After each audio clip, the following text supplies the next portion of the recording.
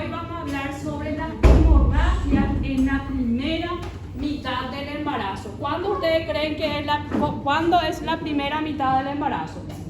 ¿Cuánto dura una gestación? ¿Cuántas semanas dura una gestación? 40, o sea, el libro habla en 41.6. Hasta ahí va una gestación de término y a partir de las 42 semanas ya hablamos de una gestación de post-término, ¿sí? Pero el libro habla que la primera mitad del embarazo, el libro Williams, por ejemplo, habla que es hasta las 22 semanas de gestación y el libro Schwartz 20 semanas. Generalmente llamamos hasta las 22 semanas la primera mitad de la gestación. Entonces vamos a hablar de la hemorragia que se produce en ese periodo de la gestación y existen tres patologías que generalmente van acompañadas por esa hemorragia en la primera mitad. Y esa patología, el primero es el aborto, el segundo es el embarazo ectópico y el tercero es la enfermedad trofoblástica gestacional o también se puede llamar mola hidatiforme, ¿sí? Entonces son sinónimos. Entonces lo primero que vamos a hablar es sobre el aborto. De las tres, el aborto es lo que vamos a hablar primero. ¿A qué ustedes llaman aborto? ¿Qué es para ustedes un aborto? Sin vida, pero dame más datos. Porque el feto puede ser hasta las 40 semanas y sin vida en una gestación de 40 semanas. Antes das 22 semanas. No, porque dijimos que es la primera mitad de la gestación, entonces es la interrupción de la gestación, ya sea espontánea porque también puede ser provocada, espontánea o provocada antes de las 22 semanas y que el producto pese igual o menor a 500 gramos, a eso llamamos aborto. Si yo le pregunto en el examen definición de aborto, así como yo dije, quiero que responda, ¿sí? No, acá necesitaría. Frente à câmera? Como? É sério, doutora, é que eu falei esse las tres 22 patologías semanas. entonces que cursan con hemorragia en la primera mitad: aborto, embarazo ectópico, la enfermedad trofoblástica gestacional o mola hidatiforme. Dijimos que primero íbamos a hablar de aborto. Entonces primero empezamos por la definición. ¿Qué es el aborto? Y ahí ya está, ¿sí? Entonces solo leer la diapositiva y yo le pregunto, definición de aborto, esto quiero que pongan, ¿sí? Generalmente, entre todas las gestaciones, el 10 al 20% de las gestaciones pueden cursar con un aborto, ¿sí? De eso, el 80% generalmente el aborto se produce en una forma precoz, porque decimos también que el aborto puede ser precoz o tardío. Es precoz cuando se produce antes de las 12 semanas de gestación y el tardío luego de las 12 semanas hasta las 22 semanas es un aborto tardío, ¿sí? Y el 80% de esos abortos generalmente se produce en una forma precoz, o sea, antes de las 12 semanas de gestación. Y podemos clasificar otra vez el aborto. Si yo pregunto en el examen tipos de aborto, entonces hay abortos espontáneos, hay abortos recurrentes cuando se produce 3 o más abortos en forma consecutiva. ¿Sí? La mujer se embaraza, pierde otra vez, se embaraza y pierde otra vez. Entonces son abortos recurrentes y también los inducidos o provocados. Ahora vamos a hablar específicamente de los abortos espontáneos, que se puede reclasificar otra vez. Y acá hay una clasificación larga. El primero es la amenaza de aborto, sí, o también se le puede llamar conato de aborto, son sinónimos. Después está el aborto en curso, el aborto inevitable, el aborto completo, incompleto. El aborto generalmente se llama diferido y este aborto diferido se reclasifica otra vez en mised abortion y en una gestación anembrionada. Vamos a hablar de cada uno de ellos, ¿sí? Y también el aborto séptico. Esos son, si yo le pregunto, Tipos de aborto espontáneo, esto quiero que me citen, ¿sí? Si es tipo de aborto nomás, es recurrente, es espontáneo y inducido o provocado. Tipos de aborto espontáneo, esta lista. Me mira seriamente la mano.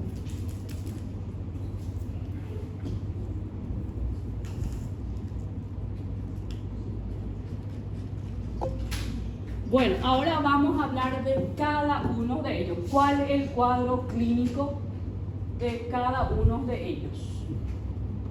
Bueno, dijimos que el primero era la amenaza de aborto o conato de aborto. ¿Cómo va a venir esa paciente? Generalmente la paciente va a venir con un ligero dolor a nivel del hipogástrico, o sea, el bajo vientre, ¿sí? Refiere escaso sangrado. Generalmente cuando una gestante viene con sangrado vaginal, lo primero que ustedes tienen que hacer es una especuloscopía, no directamente un tacto vaginal, ¿verdad? Entonces, al hacer la especuloscopía, se constata escasa cantidad de pérdida hemática a través del orificio cervical externo. Quitan el espéculo, le hacen el tacto vaginal y el cuello uterino está cerrado, ¿sí? A eso entonces llamamos conato de aborto. No hay ninguna modificación a nivel del cuello uterino, ¿sí? Vos le tacás, hay pequeño sangrado, pero el cuello uterino está cerrado, no hay modificación. A eso entonces llamamos conato de aborto, ¿sí? ¿Entienden hasta ahí, verdad? Y luego viene el aborto en curso. En este caso la paciente ya refiere más dolor en hipogastrio o bajo vientre, ¿sí? El sangrado es más exacerbado, o sea, tiene más sangrado. Vos le haces la especuloscopía, constatás ese sangrado abundante y al tactar la paciente el cuello uterino ya está dilatado. Hay una modificación a nivel del cuello uterino. Por eso se llama aborto en curso, ¿sí? Y si se agrega a este cuadro de aborto en curso una ruptura de la membrana o la paciente pierde líquido a más del sangrado, entonces llamamos aborto inevitable, ¿sí? Cuando al aborto en curso se acompaña la pérdida de líquido, le llamamos ya aborto inevitable. ¿Entienden? ¿Qué tal, Lucas? Bien, ¿tú ves? Bien también. Pero por atrás. Sí o sí tienen que tener, yo todavía no tengo también. Me pueden prohibir de entrar en la facultad. Sí, así mismo. Bueno, ya hablamos del aborto, el conato de aborto, que es la amenaza de aborto, el aborto en curso y el aborto inevitable, ¿sí? Está el aborto incompleto también, ¿sí? En este caso generalmente la paciente viene con mucho sangrado, hasta puede tu paciente entrar en tu urgencia con un shock hipovolémico porque el sangrado es muy abundante, ¿sí? Le pones el espéculo, constatás el sangrado abundante, al tratar el cuello uterino está totalmente dilatado porque la cavidad uterina está ocupada todavía por restos de lo que fue la placenta o el saco gestacional, ¿sí? Mientras vos no quites ese resto ahí, la paciente puede estar sangrando todavía, ¿sí? Y luego está el aborto completo. En este caso la paciente te refiere que tuvo mucho sangrado, ¿sí? Que tuvo mucho dolor, pero que al momento de la consulta ya no tiene nada de dolor, el sangrado ya cesó, ¿sí? Y al tratar el cuello uterino ya está prácticamente cerrado, ¿sí? Entonces ella refiere que perdió mucho. Entonces eso puede ser una conducta expectante nada más. Y por último está el aborto séptico. Acá, mira un poco, acá pueden ver el aborto incompleto, que hay todavía restos de lo que fue ya sea el saco gestacional o la placenta, ¿sí? Y en este caso solo hay coágulos, ya se expulsó todo lo que fue el saco gestacional. A eso llamamos aborto completo. Antes del aborto séptico vamos a hablar del aborto diferido, que dijimos que se reclasifica otra vez en dos, que está el misset abortio y la gestación anembrionada.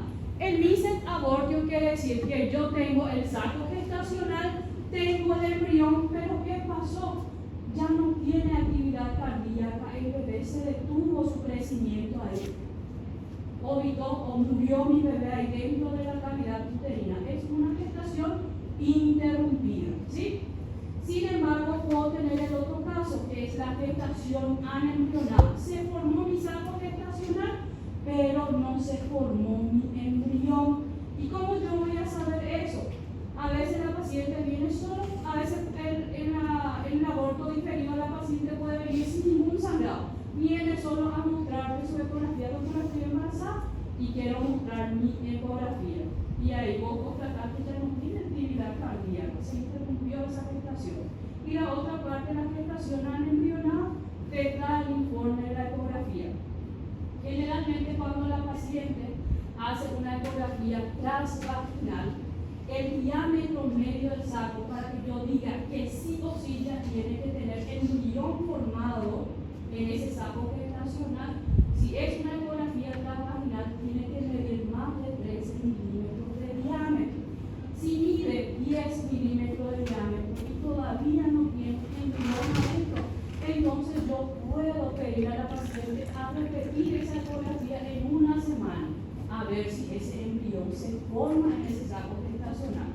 Pero le hizo una ecografía transvaginal, ese saco gestacional ya tiene 15, 20 milímetros, ya no se va a formar el embrión en ese saco gestacional.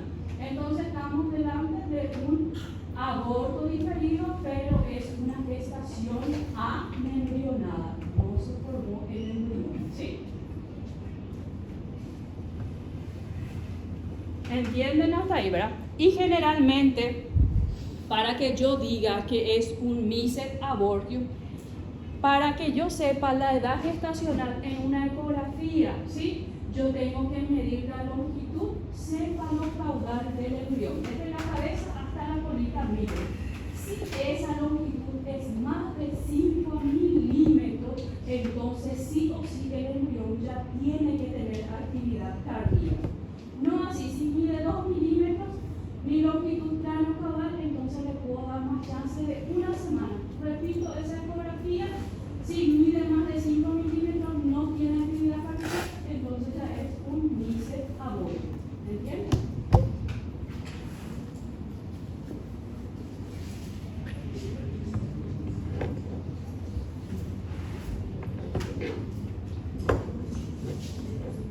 Ese 5 milímetros que se van a mover y serían 6-7 semanas, porque a partir de 6 semanas, generalmente por una ecografía transvaginal vos podés ver el latido cardíaco fetal, no así por una ecografía transabdominal, que es un poco más tarde, a partir de las 8 semanas.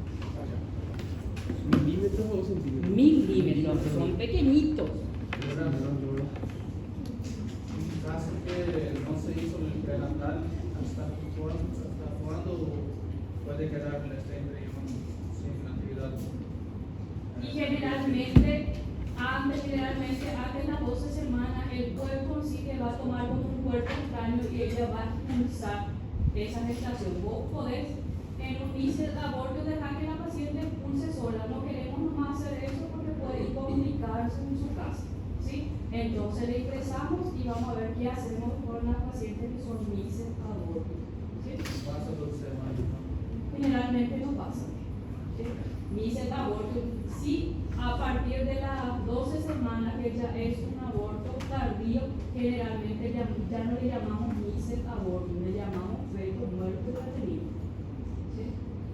Ya es un feto muerto retenido y la conducta es diferente.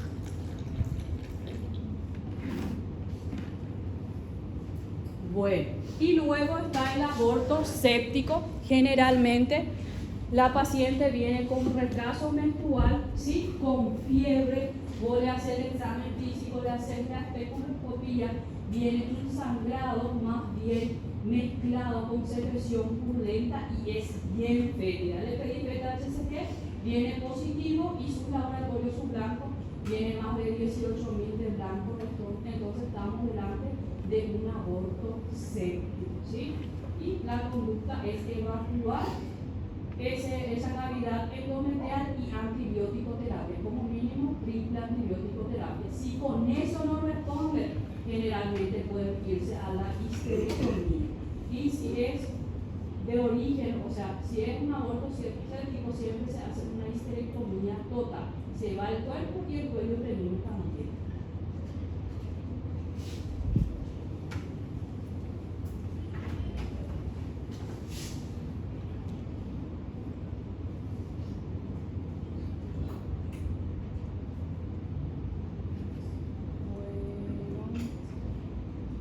Las causas del aborto, generalmente cuando es precoz, antes de las 12 semanas, el 50% de las causas son a causa de cromosomopatía, ¿sí? Después están las malformaciones uterinas, las causas infecciosas, todo eso pueden ser causas de aborto, ¿sí? Ahí hay una larga lista de enfermedades autoinmunes, todo eso pueden ser causas de aborto. Bueno, diciendo todo estos tipos de aborto, ¿ustedes leyeron su caso clínico? Lean un poco su caso clínico ahora y me dicen qué tipo de aborto es el primer caso. El primer caso no sé si es de celia. Ahí no sé si Lucas tiene el caso clínico. ¿Le pasaron a él? ¿Está en el grupo, no? Sí. Gracias. Acá hay el programa por si quieren calcular la edad gestacional y cómo se calcula. Voy a poner un poco acá. Estela.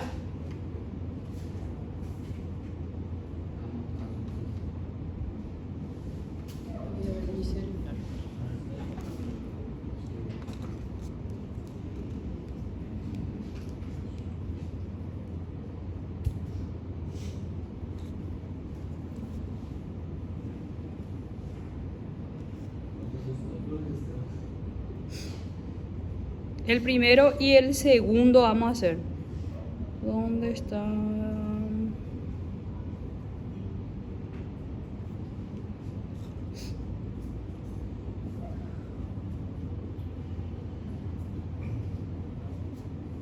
El primero es de Estela Aquino. Es una paciente de 20 años que viene a consultar por sangrado vaginal. Requiere un cuadro de 12 horas, de 8 horas de evolución. Su fecha de última menstruación fue el 20 de julio. ¿Cuánto es su edad gestacional hoy? No olvides tu nombre. Kenia. Su fecha de última menstruación fue el 12 de julio. El 20. El 20 de julio. Al examen físico se constata vagina de pie de elasticidad conservada, cervix posterior cerrado y se constata estigma de sangrado, o sea, manchitas de sangrado. Al tracto vaginal cervix cerrado se constata escasa cantidad de sangre negruzca por guante. Y ella ya trae con ella una ecografía. Ven esa ecografía que solo muestra el saco gestacional y no hay embrión adentro. El saco gestacional mide 26 milímetros de diámetro. ¿Cómo van a poner ese diagnóstico entonces? Sí, hay 9 semanas. No, 9 semanas.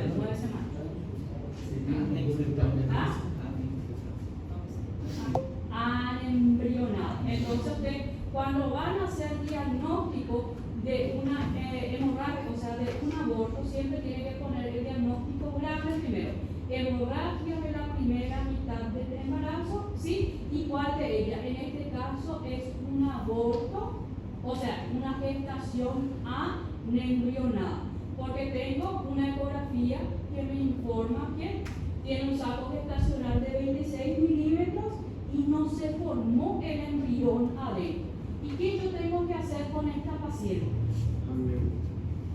Pero antes, ¿qué vamos a hacer? ¿Qué dijo Ameu? ¿Qué es Ameu? Bien, vamos a ver qué es Ameu.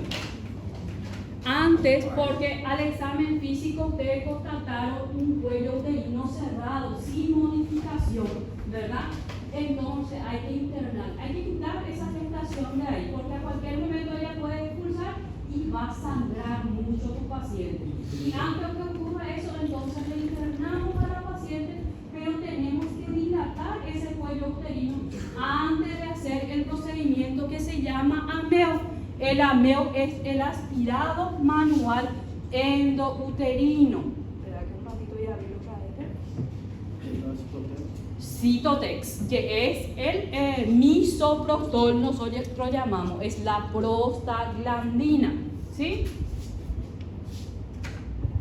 Entonces, en este caso le internamos a la paciente y este es el equipo de Ameu Lucas, que es el aspirado manual endouterino. Es un dispositivo que va a succionar, la vez pasada ellos vieron casi, no les gustó, que va succionando todo lo que hay, todo lo que quedó dentro de la cavidad uterina. Pero como en el examen físico esta paciente, su cuello uterino está cerrado, entonces le tenemos que ingresar primero para madurar ese cuello uterino, y ese cuello uterino vamos a madurar con el misoprostol, que es nuestra prostaglandina, ¿sí?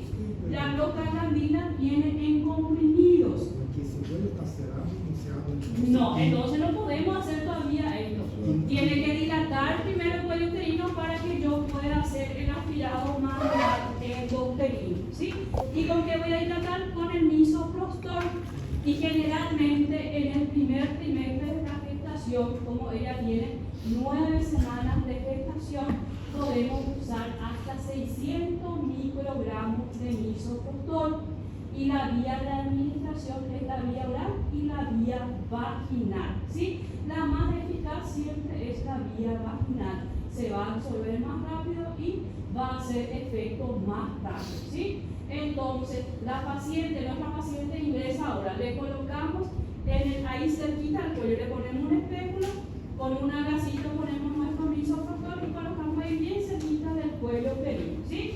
Entonces le colocamos el misoprostol, en 3-4 horas vamos a evaluarlo, vamos a tancar y ver si dilató ese cuello uterino. Si dilató, ahí recién vamos a poder hacer nuestro aspirado manual endouterino, que es el equipo, el AMEO, ¿sí? ¿Ah? Y aún antes del cuello dilatado no se habla de aborto por amenaza o contrato. No, tu tipo de aborto, pues, porque hablamos de diferentes tipos de aborto, ¿sí?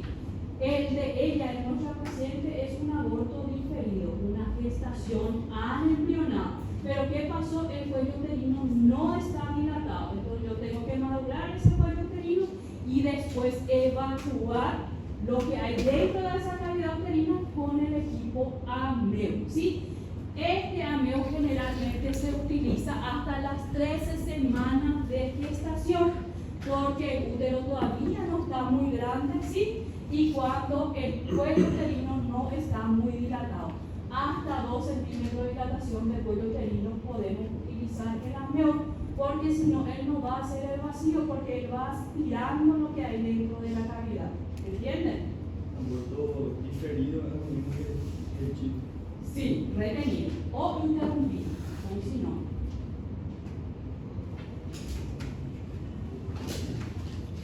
Entonces, hasta las 13 semanas podemos usar el equipo de AMEO, que es el aspirado manual endouterino, ¿sí?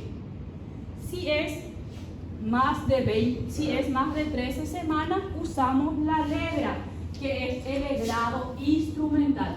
Dependiendo de qué tan dilatado está nuestro cuello uterino, vamos a usar la legra de mayor tamaño, ¿sí? Son instrumentales, son como una cuchara que vamos a ir limpiando toda la cara uterina para quitar todo lo que hay adentro de la cavidad uterina, ¿sí? Generalmente entonces utilizamos si la gestación es mayor a 13 semanas y el cuello uterino está muy dilatado, ¿sí? Legrado instrumental. Y este es lo que vamos a necesitar para hacer nuestro AMEO o nuestra legra, es el espéculo para poder visualizar bien el cuello uterino, y este se llama pinza erina. Este es para pinzar el labio anterior del cuello uterino, poder traccionar un poco para poder introducir mi cánula o la legra, ¿sí?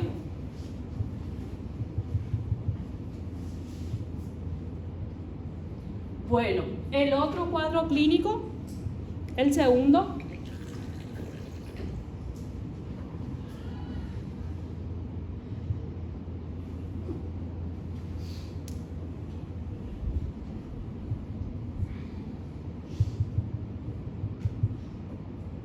es una paciente, lee un poco el segundo cuadro clínico. Paciente Celia Duarte, de 25 años, refiere que el cuadro inicia hace 6 horas aproximadamente, antes del ingreso con dolor cólico en hipogástrico de moderada intensidad que no es acompaña el cuadro sangrado vaginal en moderada cantidad, un coágulo no nega mareos, debilidade de antecedentes patológicos familiares. No es necesario. Examen físico. Sí, fecha de la última operación y es 5 o 7 de 2003. ¿Cuánto de la su edad gestacional calcularon? 2 semanas más que el otro. Sí. ¿Cuántas semanas? 11 11 semanas. y un día. El examen físico de la paciente. Signos vitales, Rango. fases dolorosa, especuloscopia, vagina con pliegues y elasticidad conservada, cervix centralizado, entreabierto, con moderada pérdida climática. Tracto vaginal, TV, tracto vaginal. Trato vaginal, cervix centralizado, um dedo ou gato En todo su trayecto. Un dedito puede entrar en mi cuello uterino. Eso quiere decir que está dilatado mi cuello uterino. ¿Sí? Frankel negativo, Douglas no abombado e beta seria positivo. Y la ecografía que informa. Ecografia. Cavidade endometrial ocupada com imagem hiperecogênica de bordes irregulares que poderia corresponder a restos ovulares. Entonces, ¿cuál es el diagnóstico de nuestra paciente? Espera, ella va a decir nuestro diagnóstico. Yo lo sé. Estamos en la clase atendiendo. ¿Cuál es el diagnóstico de la paciente? Pero como dijimos que vamos a formular siempre nuestro diagnóstico, el primero el diagnóstico grande. Es una hemorragia de la primera mitad del embarazo. ¿Cuál de ellas es? ¿Un aborto? ¿Qué tipo de aborto es? Es completo. ¿Por qué no es completo? Porque hay recto, el cuello uterino está dilatado todavía, la paciente refiere dolor y además ella trae ya una ecografía que dice que la cavidad endometrial está ocupada por una imagen irregular, ya no hay saco gestacional, hay recto nada más de lo que fue el saco gestacional, ¿sí?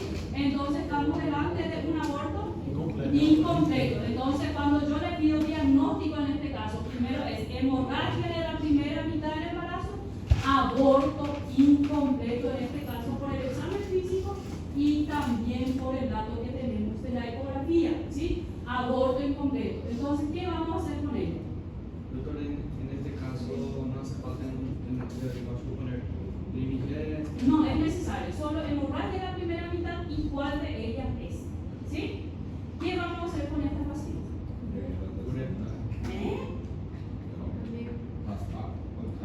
Ajá, es el ameo directo, no dilatación, porque ella ya está con el cuello uterino dilatado. Entonces tenemos que internarle a la paciente y si es que ella está en ayunas, porque la anestesia que hacemos en este caso es la sedación. Nuestra paciente tiene que estar en ayunas para hacer la sedación, porque se hace con fentanilo o propofol, ¿sí? Entonces, si ella comió algo antes, no le vamos a poder hacer la sedación porque puede vomitar y broncoaspirar, podemos complicarlo en este caso, ¿sí? Como mínimo, ella tiene que estar, si es que tomó algo como café líquido, 6 horas en ayuno.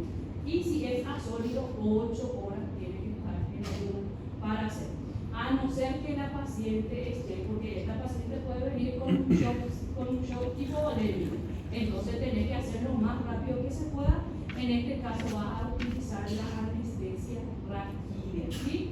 Para no hacerle la sedación, ¿sí? Entonces internamos y le preparamos directamente, como es una gestación de 11 semanas todavía que vamos a hacer, ameo, el aspirado manual endouterino, ¿sí? ¿Entienden? Y antes de hacer ameo tienen que hacer una profilaxis con antibiótico, porque van a pasar la vagina hasta llegar a tu útero, puede contaminar a la célula. Entonces, como profilaxis hay que hacer un antibiótico y generalmente el que usamos es la cefazolina, 1 gramo como profilaxis.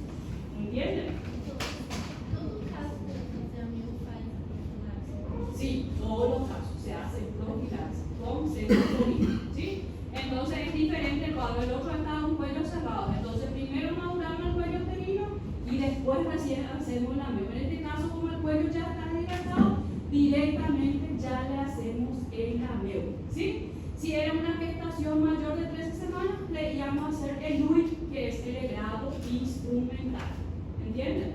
LUI, L-U-I, LUI, legrado instrumental, legrado uterino instrumental. ¿Entienden? ¿Hasta qué semana se puede hacer el ameo entonces? Hasta las 13 semanas. Hasta Después de las las 13 semanas, lo que vamos a hacer es utilizar el legrado instrumental, las legras. ¿Está bien? Ya entonces.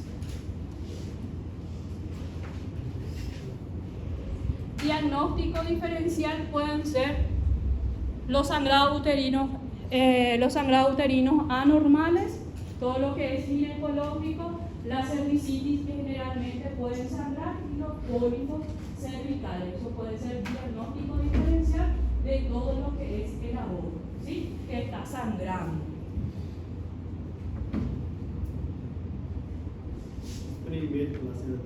¿Ah? Puede ser también, si es todavía pequeño, porque puede ser un hematoma retrocordial, ¿sí? Entonces se desprendió cuando tuvo 12 semanas, entonces puede ser un diagnóstico diferencial.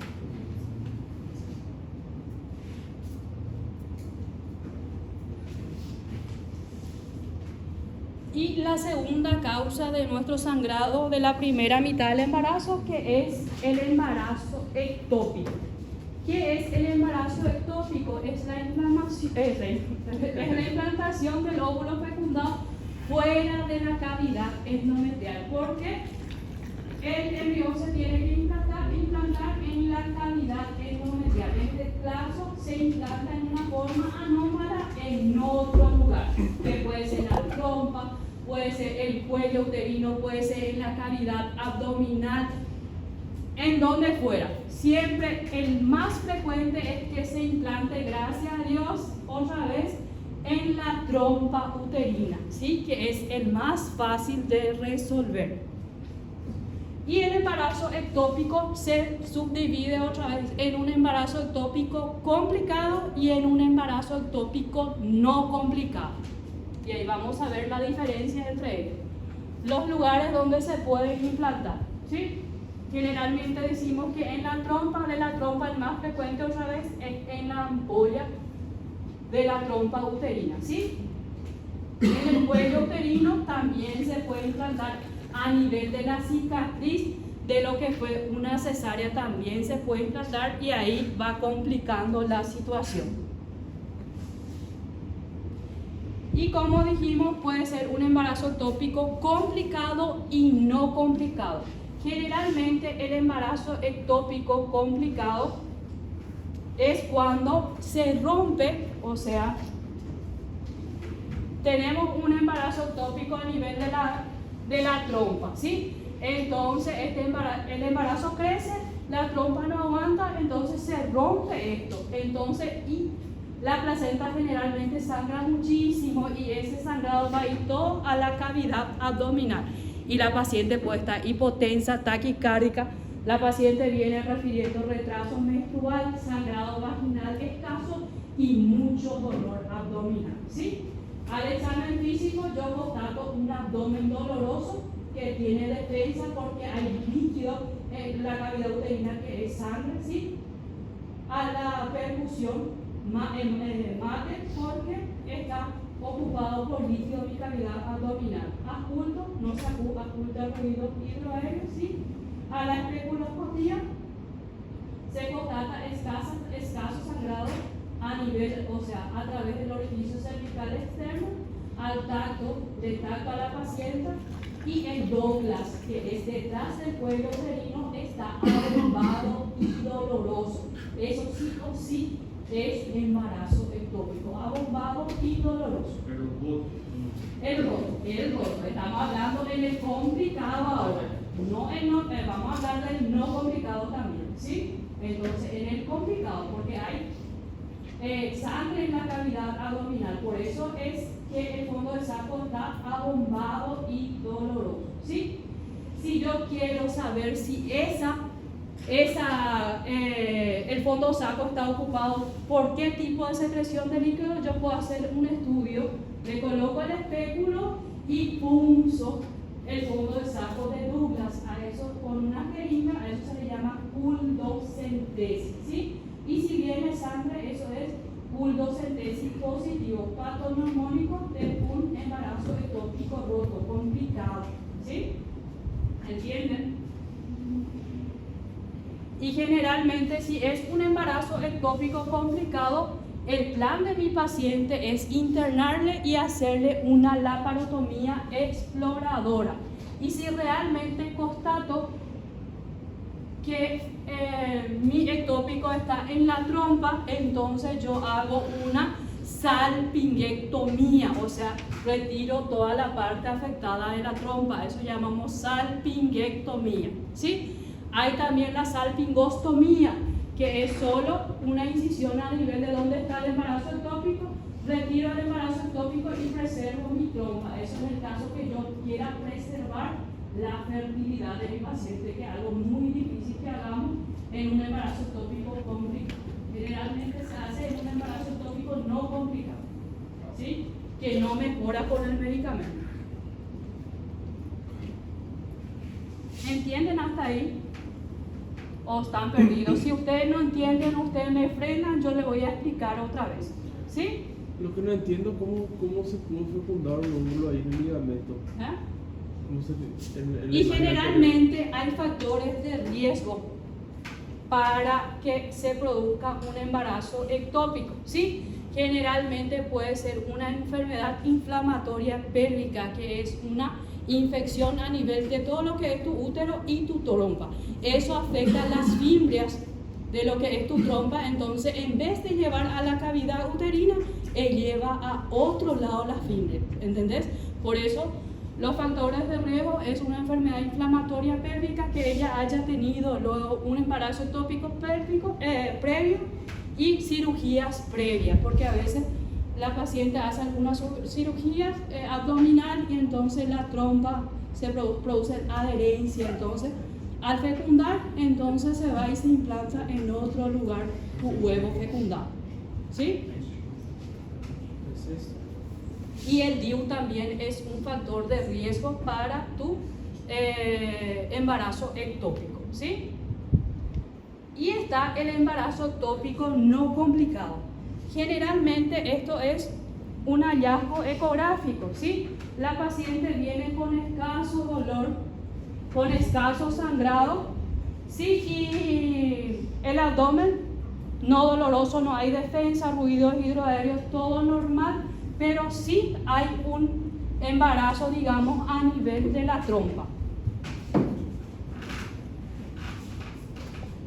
A nivel de la trompa, pero hay criterios para que yo diga que es un embarazo ectópico no complicado. Entonces tiene que ser un escaso dolor, la masa, o sea, la gestación tiene que medir menos de 4 centímetros, ¿sí? No tiene que tener actividad cardíaca, ¿sí?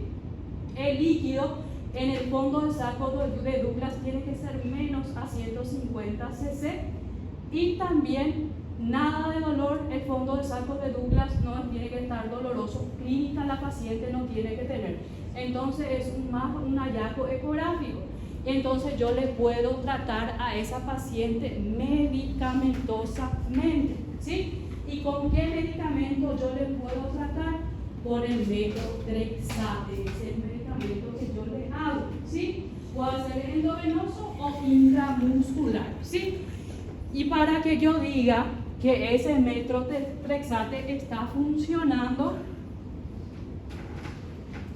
esta es la culdocentesis que le dije hace rato, ¿sí? Entonces coloco el espéculo y punzo el fondo del saco posterior con una jeringa. Acá en la ecografía se ve que hay líquido en el fondo del saco de Douglas. Aspiro y la secreción que sale es la secreción hemática, ¿sí? Ese es el caso de un embarazo ectópico complicado. Esta es una ecografía, un embarazo ectópico en la trompa también, este es el útero y acá se ve el embarazo ectópico.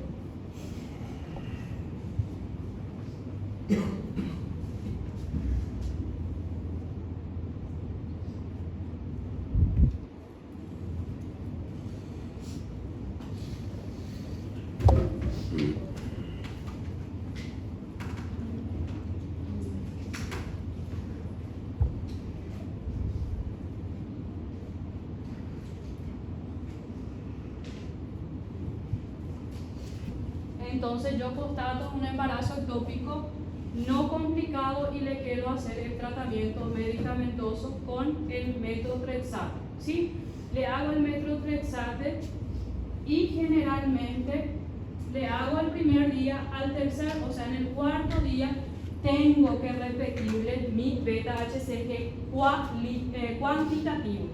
Si reduce más del 15% de mi beta-HCG cuantitativo, quiere decir que está funcionando mi tratamiento medicamentoso, ¿sí? Entonces le repito otra vez una dosis semanalmente hasta que mi beta-HCG, su valor sea menor a 15.000 equivalentes por ml o se negativice mi beta-HCG. Entonces le hago hoy 72 horas después, le repito en el cuarto día, le repito mi beta-HCG. Si se redujo más del 15% de mi beta-HCG cualitativo, porque él viene en cantidad, viene 6.000 de beta-HCG, y si se redujo más del 15%, quiere decir que mi tratamiento medicamentoso está funcionando, ¿sí? Entonces le repito cada semana su metotrexate hasta que se negativice o esté inferior a 15.000 equivalentes por ml de mi beta-HCG. ¿Ah? La intención del tratamiento Es reducir, porque el metotrexate es un anticanceroso, un tratamiento quimioterápico, ¿sí? Entonces va a hacer con que se reduzca el tamaño de mi embrión, de mi saco gestacional hasta que desaparezca, ¿sí? Si por ejemplo le hago mi metotrexate, pero no se reduce o se reduce menos del 15%, le repito otra vez mi dosis de metotrexate a los 72 horas hasta y le hago semanalmente otra vez. Pero si con eso no resuelve, le hago una ecografía, no se reduce mi masa tumoral, tampoco reduce mi índice de beta-HCG cuantitativo, entonces quiere decir que no está funcionando mi tratamiento medicamentoso. ¿Y qué tengo que hacer? Tengo que hacer una cirugía que es la laparotomía exploradora, y si se dan las condiciones le puedo hacer una salpingostomía nomás, que es solo quitar la tumoración y preservar mi trompa. No así la salpingectomía, que es la resección total de la trompa. ¿Entienden? Entonces, el embarazo ectópico, según sea, yo puedo ofrecerle un tratamiento medicamentoso o un tratamiento quirúrgico, ¿sí? Los dos. Pero si diagnostica un embarazo ectópico complicado, no se discute, siempre es la cirugía. Este tratamiento farmacológico influencia en la fertilidad. No. Es Es una diga, pero vos le das un lapso de tiempo para que se pueda embarazar otra vez después. ¿Sí? Si se embaraza en este periodo, lógicamente que va a producir malformaciones a nivel fetal. Por eso tenés que cuidar. Se um tratamento complicado, se você poderia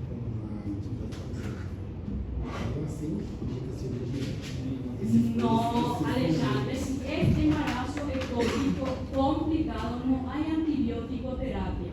El tratamiento es quirúrgico, porque tu paciente puede entrar en un shock hipovolémico, puede morir de tu paciente. Si vos diagnosticas un embarazo, viene tu paciente, mujer en edad fértil, ahí tiene un cuadro clínico de 20 años de edad, retraso menstrual, con dolor en región abdominal, vos le palpas a la paciente, está con defensa, un abdomen distendido, el fondo saco de Douglas del examen ginecológico abombado, le haces la cultocentesis, viene sangre, es un embarazo ectópico complicado, tenés que entrar lo más rápido posible al quirófano antes que tu paciente entre en shock hipovolémico, ¿sí? Es operar. Embarazo ectópico complicado es sinónimo de cirugía, ¿sí? Entonces la cirugía que se hace, la parotomía exploradora, ¿sí? Dependiendo de la trompa que está afectada, podés hacer una salpingectomía, que es la resección total, quitar totalmente la trompa,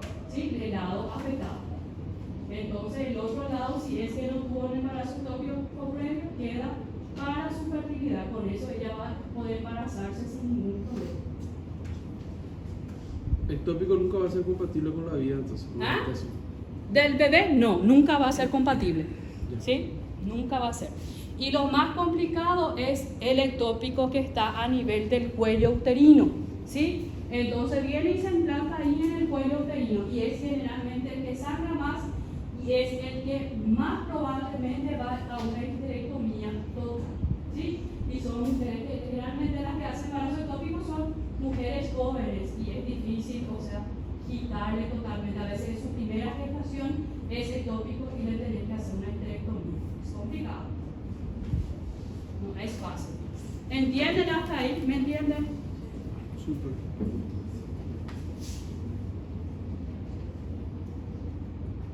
La tercera causa de nuestra hemorragia de la primera mitad del embarazo, que es la enfermedad trofoblástica gestacional o mola hidatiforme, ¿sí? Esta es nuestra mola hidatiforme, ¿sí?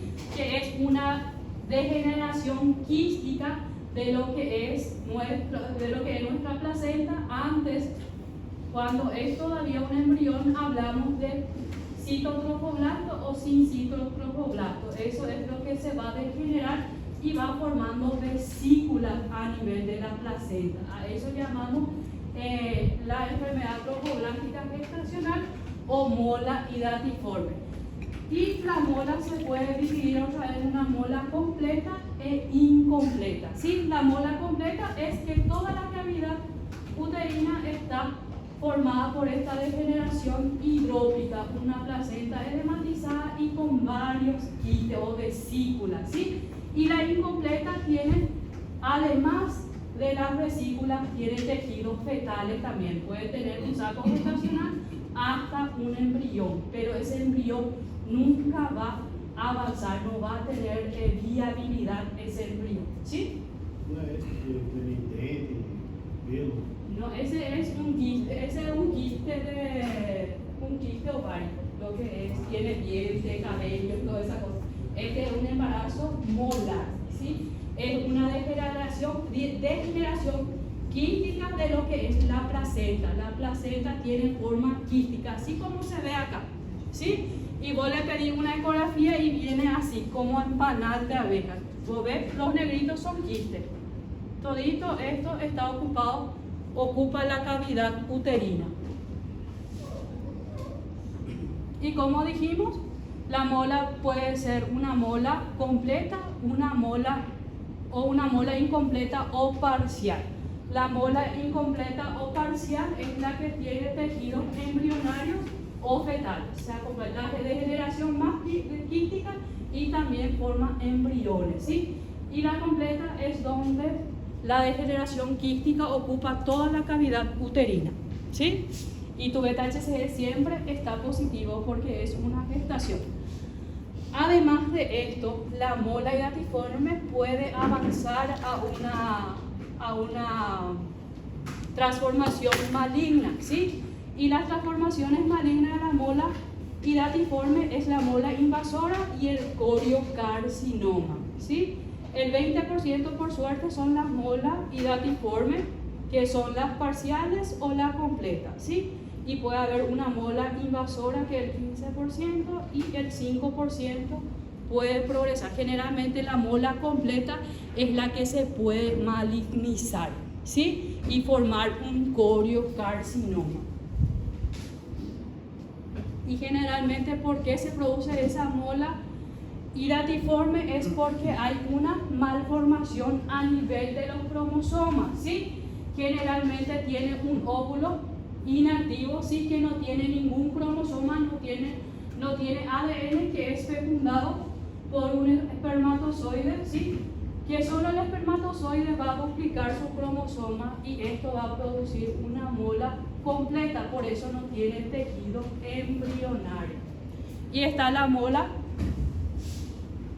incompleta, que generalmente son fecundados por 2 espermatozoides y el óvulo sí está activo y van a formar una célula triploide, por eso su cariotipo es 69XXY o 69XX. Entonces se forma por una cromosomopatía.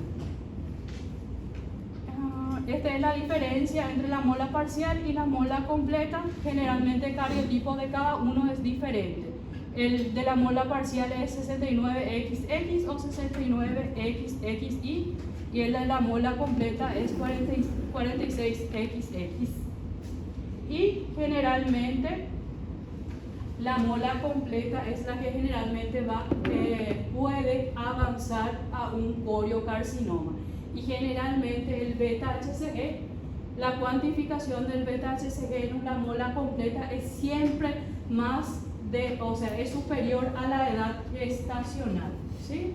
Y en el completo generalmente no va a haber embrión, no va a haber saco gestacional, solo la degeneración quística. Y en la parcial sí puede haber embrión, saco gestacional, todo eso puede haber en la mola incompleta. En la ecografía lo que van a constatar son los múltiples quistes que hay a nivel de la cavidad uterina. Y dijimos que la mola completa es la que puede avanzar a una mola invasora y a un coriocarcinoma. Generalmente la mola invasora va a cursar con sangrado vaginal exagerado y el coriocarcinoma generalmente es cuando esa mola hace metástasis porque es celular, ¿verdad?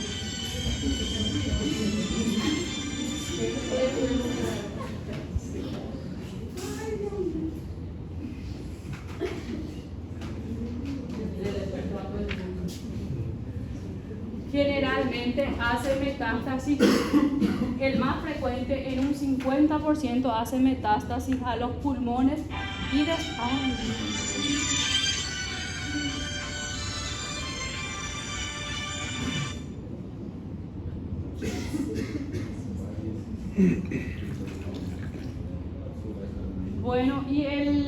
hace metástasis a órganos vecinos de la pelvis, al cerebro y también al hígado, pero el más frecuente es la metástasis en los pulmones. Generalmente cuando se constata una mola iratiforme, nada más el tratamiento es la evacuación de esa mola. Y podemos evacuar, podemos hacer como en el aborto. Primero madurar el cuello cervical con el misoprostol y luego evacuar con la legra o con el aspirado manual endouterino, si es una mola iratiforme parcial o completa.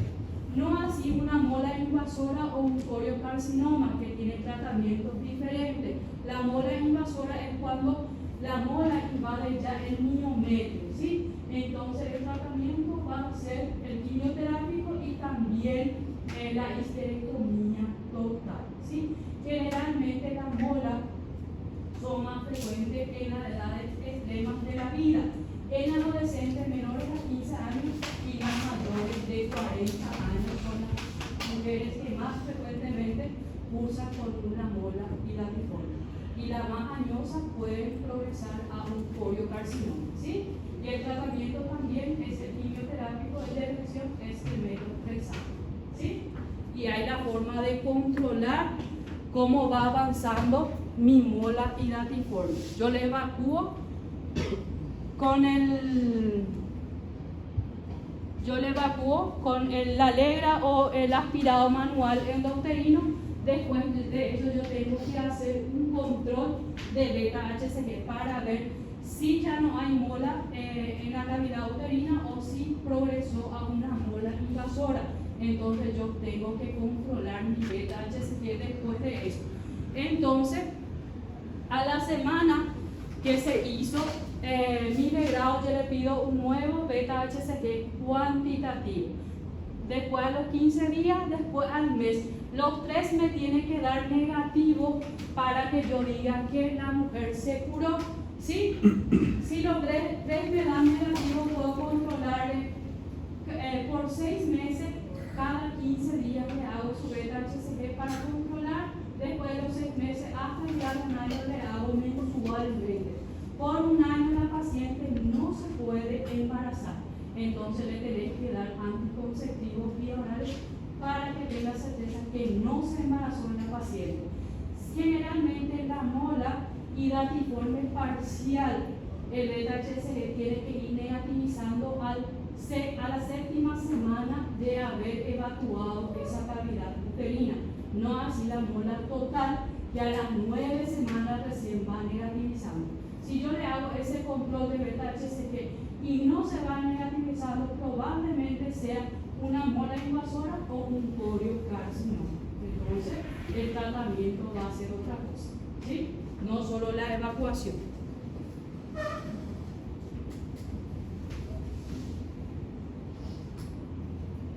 Más o menos. Hasta ahí. Es mucha información ahí tiene. Hay risco dessa mola, hacer tratamento y se embarazar novamente. Sí, puede pasar. Generalmente el 60% de las que tuvieron una mola pueden repetirse en el siguiente embarazo. Puede repetirse otra vez. Tem um tratamento que pode ser para não tener molas. Y generalmente no, este es lo que se hace. Por un año se espera, se le da anticonceptivo, pero a veces la paciente no hace eso y se vuelve a embarazar. Puede que sea un embarazo totalmente normal o puede que se repita. Entonces no sabemos hacer. Ahí hay otra historia clínica de embarazo ectópico. ¿Sí? Pueden hacer porque pueden sacar cuadros clínicos en el examen. ¿Sí? En este va a haber cito, va a haber definición y caso clínico. Muy buenos los casos clínicos, doctora. ¿Me gusta así? Sí, Porque así. practicar Así en la ya hora. practicar ya en la hora también. Sí, y se explica. Vamos a ver qué tal ahora el examen. Vamos a ver. Esperen que la lista. 100, vou tirar 100. Sí, muy bien. Doutora, com presença. Sí, dale, te voy a poner.